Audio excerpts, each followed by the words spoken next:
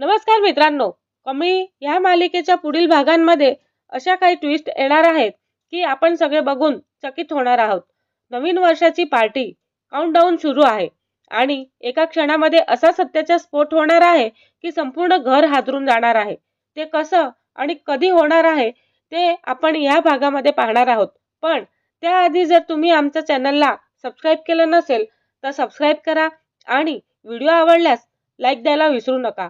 भागाची सुरुवात होते एका मोठ्या ट्विस्टने आणि हा ट्विस्ट ऐकून आपण म्हणू शकतो की काय होतं आणि काय झालं. तर आपण न्यू इयरची पार्टी चालू असताना नवीन एक धमाका बघणार आहोत. आज आपण कमळी मालिकेतला असा धक्कादायक आणि न्यू इयर सीन पाहणार आहोत जो सगळ्यांच्या नात्यांना वेगळंच वळण देणार आहे. चला तर मग थेट कथेकडे वळूया. 31 डिसेंबरची रात्र आणि पहिला दिवस वर्षाचा. घर झगमगाटाने उजळलेलं आहे. फुलं, लाईट्स, संगीत, हसा हे सगळं आपल्याला बघायला मिळणार आहे. नवीन वर्षाचं स्वागत करण्यासाठी सगळे आनंदात आहेत.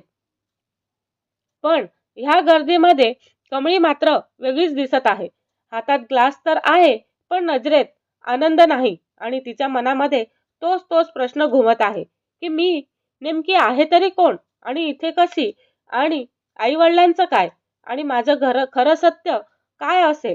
ती स्वतःशीच पुटपुटते आणि नवीन वर्ष सुरू होतंय पण माझ्या आयुष्याचं सत्य अजूनही अपूर्णच आहे असं ती मनामध्ये विचार करते.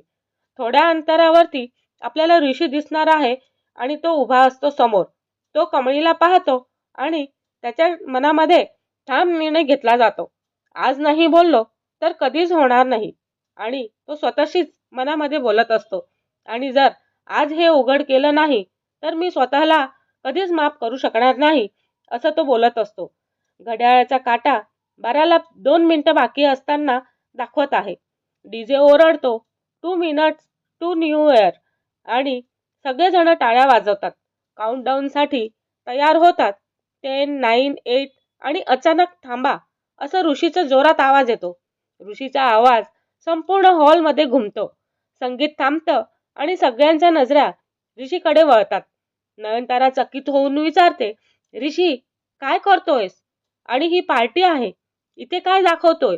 ऋषी शांतपणे पण ठाम आवाजात म्हणत असतो, आई नवीन वर्ष सुरू होण्याआधी मला एक सत्य सांगायचं आहे. जर आज सांगितलं गेलं नाही तर मी स्वतःला कधीच माफ करू शकणार नाही. इकडे राजन पण अस्वस्थ होतो आणि ऋषी ही वेळ नाही आपण नंतर बोलूयात. तेव्हा ऋषी थेट राजनकडे पाहतो आणि तिकडे जायला वळतो.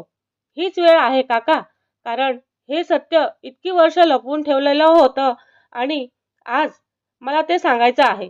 घड्याळाचा काटा 12ला 1 मिनिट दाखवतं आणि ऋषी एक पाऊल पुढे पळतो आणि त्याचा आवाज थरथरत नाही पण भरलेला आवाज असतो आणि तो ठामपणे बोलायचा प्रयत्न करतो. कमळी ही कुणी साधी मुलगी नाहीये काका, तो असं म्हणतो आणि पुढे म्हणतो, ती तुमचीच मुलगी आहे. क्षणभर पूर्ण हॉलमध्ये शांतता असते आणि नयनताराच्या हातातला ग्लास खाली पडतो.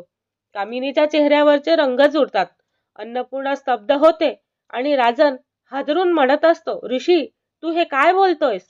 ऋषी पुढे म्हणतो, मी पुरावे पाहिलेले आहेत काका. तारखा, कागदपत्र सगळं जुळत आहे. कमळीचं रक्त तुमच्याशी जुळलेलं आहे. कमळी तिथेच सुन्न होते आणि जोरात ओरडते, काय. तिचा आवाज थरथरत असतो. हे खरं आहे का असं ती म्हणते. राजन तिच्याकडे पाहतो आणि डोळ्यात अपराधपणाची भावना पण असते आणि भीती पण असते. तेवढ्यात कमळी तिकडून येते आणि ते म्हणते की काही बोलायला जातो पण शब्द साथ देत नाहीत. नयनतारा संतापून ओरडते, हे सगळं थांबवा, इथेच थांबायला हवं. नवीन वर्षाच्या रात्री हे सगळं नको. ऋषी ठामपणे म्हणत असतो आणि तो ऐकतच नसतो. तो म्हणतो, आई नवीन वर्ष म्हणजे नवीन सुरुवात आणि सुरुवात सत्यानेच झाली पाहिजे. घड्याळाचा काटा बरोबर 12 वाजतो. तिथेच फटाके फुटतात आणि हॅपी न्यू इयरचा आवाज येत राहतो. पण ह्या घरामध्ये आनंद नाही, फक्त हादरलेली नाती आणि उघड झालेलं सत्यच आपल्याला दिसणार आहे. आणि हे सगळं बदललेलं भविष्य आपल्याला पुढील भागांमध्ये दिसेल. कमळीच्या आयुष्याला एक नवं नाव मिळेल आणि त्याची किंमत काय असणार आहे? तिला हा सगळं सत्याचा बाजार तिला शक्ती देणार की वेदना? नयनतारा हे सत्य स्वीकारणार की आणखीन मोठा डाव रचणार? हे सगळं आपल्याला पुढील भागांमध्ये बघायला मिळेल.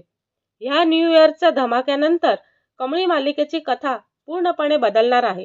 तुम्हालाही हा ट्विस्ट कसा वाटला ते नक्कीच कमेंट करून सांगा आणि असाच धक्कादायक अपडेटसाठी आमच्या चॅनलला लाईक, शेअर आणि सबस्क्राईब करायला विसरू नका. धन्यवाद.